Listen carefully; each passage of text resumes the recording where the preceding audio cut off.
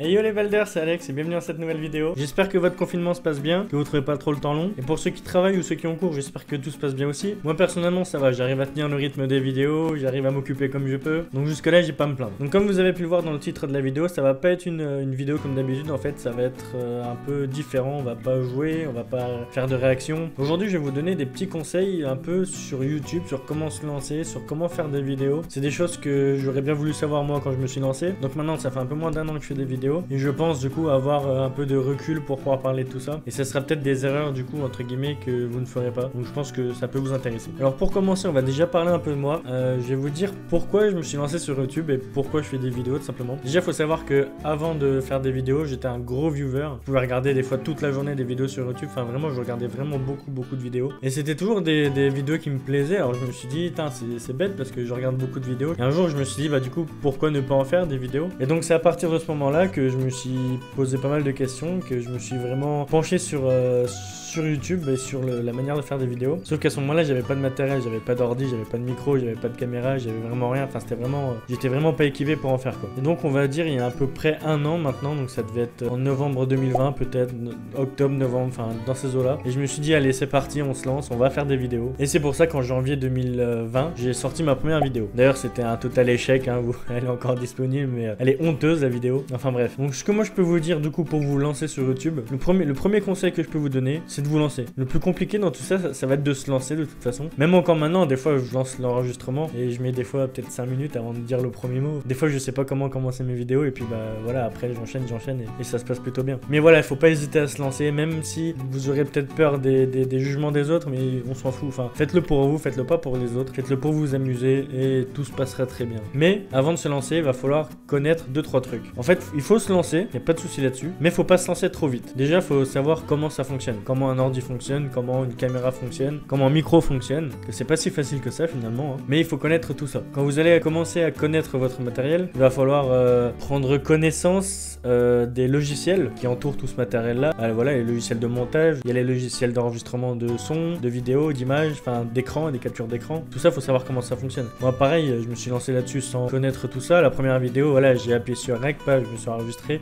j'ai fait un montage basique, vraiment de la merde, je l'ai publié sur YouTube et j'étais content. Alors que non, voilà, maintenant vous voyez bien que mes vidéos sont un peu plus travaillées, sont un peu plus propres, le son est plus correct, l'image elle est un peu plus propre aussi. Même les montages, j'essaye de faire des incrustations, j'essaie de faire des zooms sur ma tête. Enfin, vous voyez, j'essaie de rendre un peu le truc dynamique quoi, avec une musique en fond, etc. Et donc moi, en logiciel, ce que j'utilise pour la webcam, déjà j'ai Logic Capture. Donc c'est une webcam Logitech que j'ai, c'est la C920 si je dis pas de conneries, avec le logiciel qui va avec. Du coup, Logic Capture. On peut déjà faire pas mal de choses. On peut s'enregistrer en 60 images par seconde, 30 images par seconde, en Full HD, en 720p, voilà, il y a vraiment plein de trucs qu'on peut faire dessus. On peut même se mettre des filtres, etc. C'est quand même pas mal. Il en existe d'autres, mais celui-là, il est gratuit. Voilà, j'ai rien à redire là-dessus. Pour ce qui est du son, j'ai Audacity. Donc Audacity, c'est pareil, c'est un logiciel qui est gratuit. Il est très facile d'utilisation. Et si je dis pas de conneries, on peut rajouter des effets après dessus. Alors, je l'ai jamais fait. Moi, je l'utilise vraiment que pour l'enregistrement de ma voix. Mais a priori, c'est vraiment un logiciel qui est complet. Je me pencherai peut-être un jour là-dessus pour le connaître un peu mieux. Mais en tout cas, voilà, pour ce que j'ai à en faire aujourd'hui, il me convient parfaitement. J'ai aucun problème avec ce logiciel-là.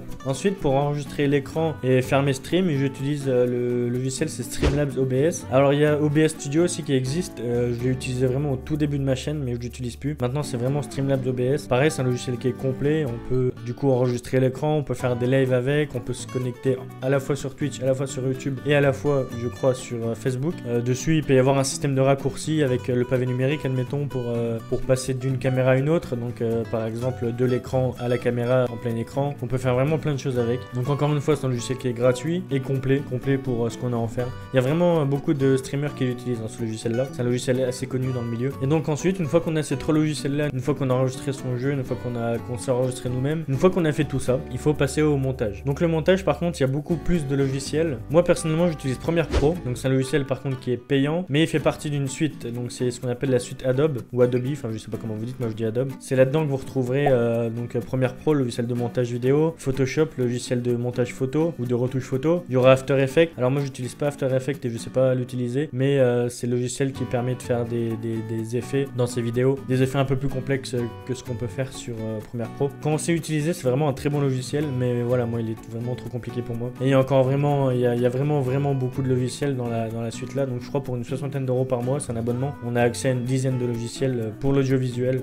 c'est quand même pas mal. Mais il existe beaucoup de logiciels gratuits. Vraiment le plus basique de tous, je crois que c'est Windows Movie Maker. Et voilà, pareil, il en existe peut-être une dizaine, une quinzaine, une vingtaine, j'en sais rien, il en existe vraiment beaucoup. Après ça, bah voilà, c'est vous et vos besoins en fonction de ce que vous allez en faire, votre budget, parce que voilà, 60 euros par mois, c'est pas donné non plus. Après, il y a des abonnements moins chers hein, dans la suite Adobe, mais pour avoir tous les logiciels, il me semble que c'est une 60aine d'euros par mois. Et du coup, le dernier logiciel, alors j'utilise d'autres logiciels, mais le dernier, le vrai logiciel que j'utilise pour faire des vidéos, ça sera Photoshop. Donc pour tout ce qui est incrustation dans les écrans, des fois on a besoin de faire des images avec un fond transparent. Pour tout ce qui est les miniatures, hein, j'ai fait toutes mes miniatures sur Photoshop. Alors on peut faire des miniatures sur Paint, hein, ça posera pas de problème, mais ça sera vraiment beaucoup plus compliqué et peut-être beaucoup moins bien fait. Mais sinon voilà, avec Photoshop on peut faire vraiment beaucoup de choses et il est vraiment complet hein, comme Premiere Pro. C'est vraiment deux logiciels, moi je pourrais pas m'en séparer. Et donc ensuite, ce que je peux vous dire par rapport au montage, parce que le montage ça sera peut-être 80% du temps d'une vidéo. Là une vidéo comme celle-là, je vais la tourner peut-être en une demi-heure, une heure, ça dépendra comment je vais parler. Mais le montage, il va me prendre entre 4 et 6 heures, je pense. Voilà, faut se dire que le montage, c'est vraiment une très grosse partie du temps d'une vidéo. Et faut pas hésiter à passer du temps dessus. Faut pas... Je pense que le montage, c'est ce qui va donner envie à quelqu'un de regarder la vidéo. Faut pas sacrifier du temps du montage, faut vraiment faire les trucs proprement. Et donc là-dessus, ce que je peux vous conseiller, c'est vraiment de vous entraîner. Passer du temps à essayer des choses, essayer des idées de montage, essayer des idées d'incrustation,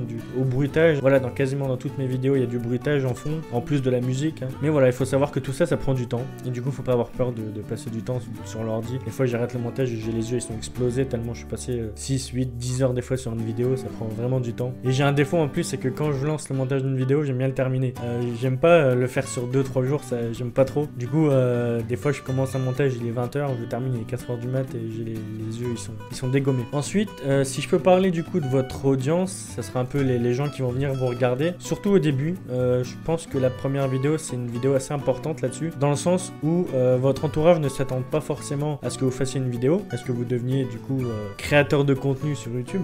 Et du coup, dès que vous allez la poster sur Facebook ou sur Insta, bah, tous vos amis, tout le monde va venir la voir. Donc c'est la première vidéo, c'est un peu l'erreur que j'ai fait du coup, parce que la mienne, vous pouvez la voir, elle est encore disponible et c'est vraiment de la merde. Du coup, elle a fait presque 450 vues, 430 vues, un truc comme ça. Et le problème, c'est qu'il y a très peu de personnes qui sont restées pour les prochaines vidéos, quoi. Bon, en soi, c'est pas grave, mais c'est quand même dommage parce que bah, ça aurait pu être des gens qui vous soutiennent tout du long, quoi. Voilà, l'autre gros conseil que je peux vous donner, c'est de passer beaucoup de temps sur la première vidéo de façon à faire un truc propre. Et de toute façon, plus vous ferez de vidéos, plus vous aurez l'habitude et moins vous passerez de temps au montage ou même au tournage. Moins vous passerez de temps et tout sera beaucoup plus fluide. Et par rapport à votre première vidéo, du coup, vous allez commencer à avoir des abonnés, vous allez commencer à avoir des gens qui viennent vous parler. Donc au début, c'est beaucoup votre entourage, hein, forcément. Mais ils vont vous donner plein de conseils, ils vont vous donner plein de trucs à faire, à ne pas faire. Alors du coup, moi, j'écoute pas tout parce que je pars du principe que c'est ma vidéo, c'est moi qui l'a fait et j'ai envie qu'elle soit comme j'ai envie. Mais des fois, il y a des gens qui vous donnent de bons conseils. Et du coup, là, faut pas hésiter non plus à les écouter. Si ça vous plaît, voilà, faut rester vraiment dans un truc qui vous plaît à vous, mais faut pas hésiter à suivre les conseils de bonnes personnes qui ont des bonnes idées. Et c'est pareil sur la thématique de votre chaîne, faut faire ce qui vous plaît, faut pas faire un truc qui fonctionne, faut vraiment faire ce qui vous plaît. Déjà, ça se ressentira à l'image. Et si vous faites un truc qui fonctionne mais qui vous plaît pas forcément, au début, ça va être cool parce que vous allez gagner plein d'abonnés, mais ça va vite vous saouler. Je sais pas si vous voyez ce que je veux dire, mais quand on fait un truc qui nous plaît pas, c'est bien au début parce que ça marche, mais ça marche jamais longtemps quand ça nous plaît pas. Et si vous avez pas envie de vous enfermer dans un concept, bah voilà, vous faites comme moi, vous voyez bien sur ma chaîne, il y a du gameplay, il y a des réactions, il y a des vidéos comme ça, des vidéos un peu tuto. Voilà, je fais vraiment ce qui me plaît. Ça plaît aux gens, c'est bien, ça plaît pas aux gens, bah voilà, je force personne à s'abonner. S'ils s'abonnent, moi ça me fait super plaisir, hein, je vois mon nombre d'abonnés qui monte à chaque fois, ça me fait super plaisir, je suis d'accord. Mais voilà, je vais pas faire des vidéos qui plaisent aux gens parce que ça plaît aux gens. Moi derrière, ça me plaît pas forcément. Je vais vraiment faire ce qui me plaît, quoi. J'ai une note dans mon téléphone, il y a peut-être 10 idées de vidéos, il y a rien qui se ressemble d'une vidéo à l'autre. Voilà, mais c'est comme ça que je vois les choses. Après, si admettons vous êtes un fan de science et que vous avez envie de faire une chaîne sur la science, rien ne vous empêche. Il y a des gens à qui ça plaît parfaitement. En plus des concepts de vidéos sur YouTube, il y en a, je sais pas, il y en a 100 000, enfin il y en a vraiment autant que vous voulez, quoi. Et du coup, maintenant, il faudrait que je vous parle un peu de votre matériel. Il faut savoir que le montage d'une vidéo, c'est hyper lourd pour un ordi. Moi personnellement, j'ai pas un ordi de fou, c'est pas de la merde non plus. Ça reste un ordi très correct que j'ai. Et il y a des effets sur Premiere Pro, admettons que je peux pas faire parce que l'ordi, je le sens, il tourne à 100 à l'heure. Il est vraiment pas fait pour ce genre d'effet là. Et bah voilà, à tout moment ça peut cracher et puis on perd tout, c'est rush, on perd tout, quoi. Donc voilà, déjà pour l'ordi, il faut au minimum un un ordi assez performant. Et si vous voulez un peu savoir ce que j'ai moi comme ordi, je vais vous le dire tout de suite. Alors en alimentation, j'ai une EVGA en 600 watts. Au niveau du boîtier, j'ai un Xigmatech Scorpio. Au niveau du processeur, j'ai une Ryzen 5 2600 en 3,4 GHz. Donc c'est déjà pas mal et il y a beaucoup mieux, mais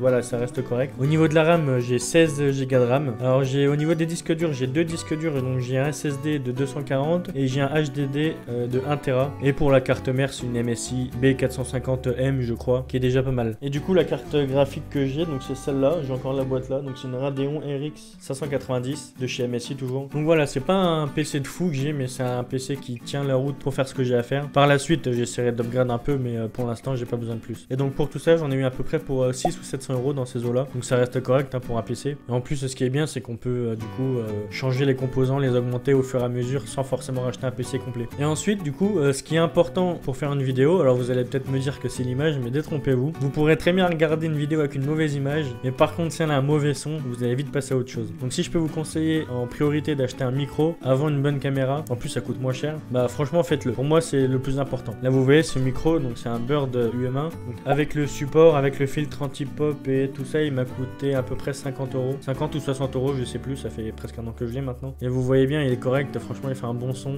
Pour l'instant, j'ai pas besoin de plus. Il y a juste là pour la caméra où j'en ai racheté un, c'est un Rode. Celui-là, il est pas ouf, il m'a coûté, je crois, 40 euros. Il est moins bien que celui-là, mais quand je filme en extérieur, du coup, il m'est vachement utile. Bon, et la caméra, du coup, c'est une 600D de chez Canon avec un objectif en 18-55 mm. Je regrette un peu que ce soit pas un grand angle, parce que du coup, quand je me filme ici, on voit pas. Bon, on voit à peu près ce qu'on voit avec la caméra, alors que j'aurais bien aimé un angle un peu plus large. Mais bon, ça, je verrai bien plus tard. Un objectif, ça coûte quand même assez cher. Et du coup, avec le confinement, tout ça, on va dire que c'est pas la priorité. Maintenant, on va passer à la dernière partie de cette vidéo. Ça va être très rapide. Si je peux vous donner un conseil, c'est de ne pas hésiter à parler avec d'autres youtubeurs. Peut-être des gens qui font la même chose que vous, peut-être des gens qui font autre chose. Donc ça reste cordial et sympa. Faut pas voir les autres youtubeurs comme de la concurrence, mais plutôt les voir peut-être comme des collègues ou des partenaires, ce genre de choses. Vous pouvez leur demander des avis, vous pouvez leur demander des conseils, voir comment eux ils font telle chose. Par exemple, au niveau du montage, j'ai déjà demandé des conseils à Jonathan Subtil, que vous connaissez, que je vous ai déjà pas mal parlé sur ma chaîne. Et le deuxième et dernier conseil de cette partie que je peux vous donner, ça sera peut-être de ne pas trop penser à avoir des abonnés, peut-être prendre votre temps, parce qu'en fait si vous faites des vidéos et que votre seul objectif c'est d'avoir des abonnés, ça va se ressentir. Et on va voir que vous faites pas ça parce que vous aimez bien faire ça, mais que vous faites ça parce que vous voulez avoir la cote ou parce que vous voulez être célèbre ou enfin j'en sais rien. Donc oui, moi aussi j'aimerais bien avoir 1000, 2000 abonnés.